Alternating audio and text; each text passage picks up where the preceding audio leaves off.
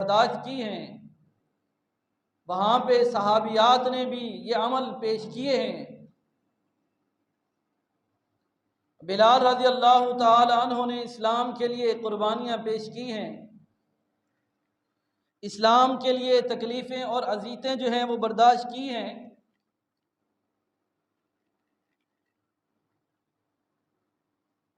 رسول اللہ صلی اللہ علیہ وسلم نے آل یاسر کو بھی یہ خوشخبری سنائی ہے، اصبروا آل یاسر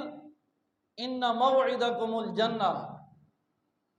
اے یاسر کے گھر والوں صبر کرنا، تمہارا ٹھکانہ اللہ نے جنت کے اندر بنایا ہے۔ اور اس کے اندر سمیہ رضی اللہ تعالی عنہا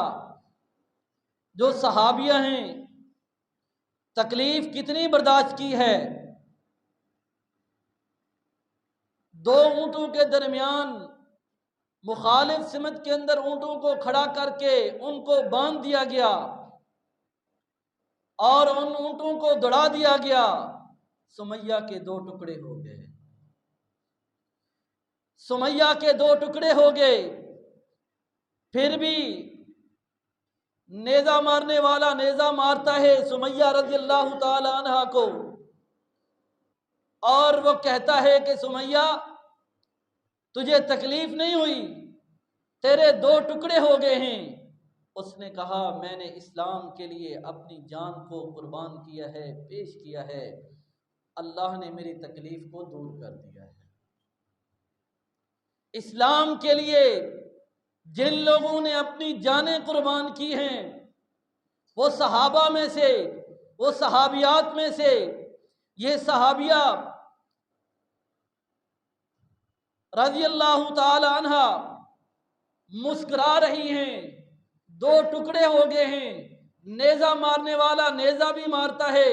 اس کے باوجود پھر بھی مسکرا رہی ہیں، کیوں؟ رسول اللہ صلی اللہ علیہ وسلم کی بشارت تھی، اصبروا آل یاسر، اے یاسر کے گھر والوں صبر کرنا، اللہ نے تمہارا ٹھکانہ جنت کے اندر بنا دیا ہے۔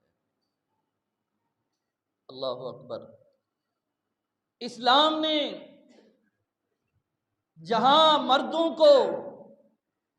اعزازات اور انعامات سے نوازا ہے، مقام اور مرتبے سے نوازا ہے، وہاں پہ اسلام نے عورت کو بھی عزت دی ہے، عورت کو مرتبہ اور مقام دیا ہے۔ عزت اور مقام، مرتبہ عورت کا، رسول اللہ صلی اللہ علیہ وسلم فرماتے ہیں، فرمایا کہ جو عورت اس حالت کے اندر فوت ہو جاتی ہے، زچگی کی حالت کے اندر، بچے کی پیدائش کے وقت، فرمایا کہ اگر وہ فوت ہو جاتی ہے تو فرمایا کہ اللہ تبارک و تعالی اس کو دوہرے شہید کا ثواب عطا فرماتے ہیں۔ اللہ تبارک و تعالی اجر کے اندر کوئی کمی نہیں کرتے۔ صحابیہ رسول اللہ صلی اللہ علیہ وسلم کے پاس آتی ہیں، ان کا نام ہے ام سلمہ رضی اللہ تعالی عنہا۔ جس طرح مردوں کے اندر بھی کچھ صحابہ مرد بھی ایسے ہوتے ہیں جو یہ جرت رکھتے ہیں کہ سوال کرتے ہیں اور کچھ نہیں کرتے جرت، اسی طرح عورتوں میں سے بھی ام سلمہ رضی اللہ تعالی عنہا رسول اللہ صلی اللہ علیہ وسلم کے پاس آتی ہیں، آ کے کہتی ہیں اللہ کے رسول صلی اللہ علیہ وسلم، اللہ تبارک و تعالی مردوں کا نام لیتے ہیں اور یہ کہتے ہیں کہ مرد اگر یہ عمل کریں تو جنت کے اندر جائیں گے، یہ عمل کریں تو ان کو یہ اجر ملے گا، تو خواتین کے حوالے سے تو کوئی ایسی بات نہیں ہے۔ رسول اللہ صلی اللہ علیہ وسلم خاموش ہوئے ہیں، یہ بات ختم ہوئی ہے، جبرائیل وحی لے کے آ گئے ہیں۔ جبرائیل وحی لے کے آئے ہیں، کیا کہتے ہیں؟ اللہ کے رسول صلی اللہ علیہ وسلم، اللہ تبارک و تعالی فرماتے ہیں ان المسلمین والمسلمات والمؤمنین